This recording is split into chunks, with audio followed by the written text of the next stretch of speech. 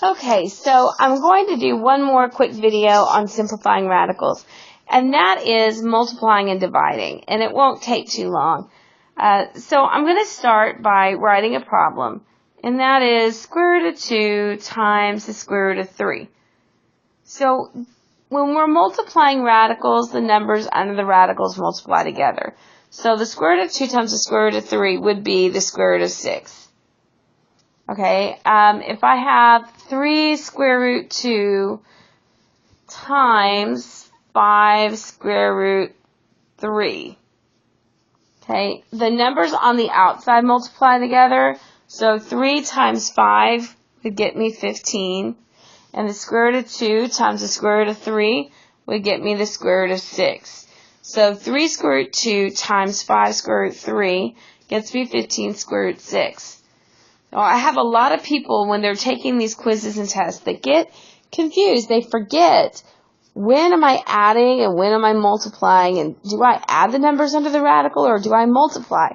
And so my recommendation is, put the first one in the calculator, type it in, 3 square root 2 times 5 square root 3, just put them in parentheses, hit enter, and then type in 15 square root 6 in the calculator and see if you get the same answer. And if you do, then you know you're doing it right. And if you don't, then you know that you're getting your rules mixed up somewhere. Okay, so I'm going to give you another example.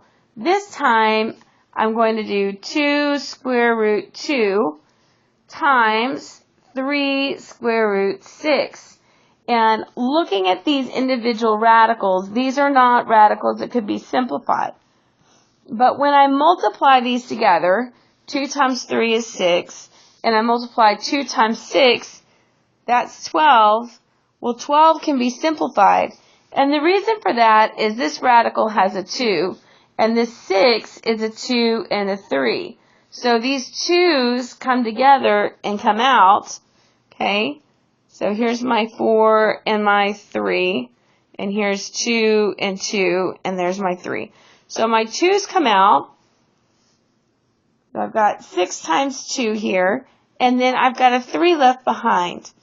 So the answer for this, when it's completely simplified, which is what I expect from you, is 12 square root 3. So that's not too bad. So you're multiplying the numbers outside together, and you're multiplying numbers under the radical together. And then once you multiply them, evaluate that radical and see if you can simplify it further, because I counted off points if you didn't. Okay, so I'm going to clear this, so if you want it, you better hold on to it or pause it. Okay, now let's talk about dividing. So if I have the square root of 12 and I divide by the square root of 2, the numbers under the radical divide, just like they multiply. So 12 divided by 2 is 6.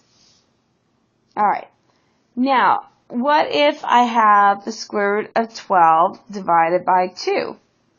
Well, in that case, I can't do anything by dividing 12 and 2 because one of them is a radical and one of them isn't.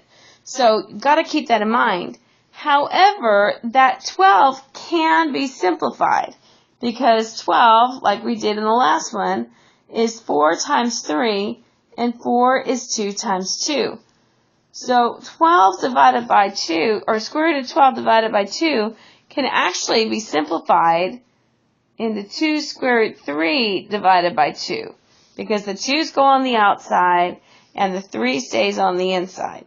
So I've got 2 square root 3 divided by 2, and those cancel out. So I'm really, if I'm completely simplifying it, I get the answer of square root of 3.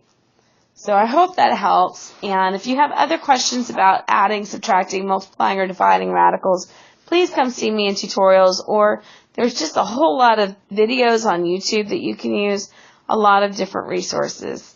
And this is a much shorter one than the first one, but hopefully this gets everything taken care of. All right, thanks so much. Oh, you know what? I think I'm going to show one other thing real quick, and I don't know if people are really understanding that or not. And that is, and I apologize, if I multiply 2 radicals together that are identical, the square root of 2 times the square root of 2 is the square root of 4, which is 2. And again, if I multiply the square root of 3 times the square root of 3, I get the square root of 9, which is 3. And so the pattern becomes, if I multiply a square root or any radical times itself, the radical goes away and I'm left with the number underneath the square root. So if I had square root of 15 times the square root of 15, the answer would just be 15.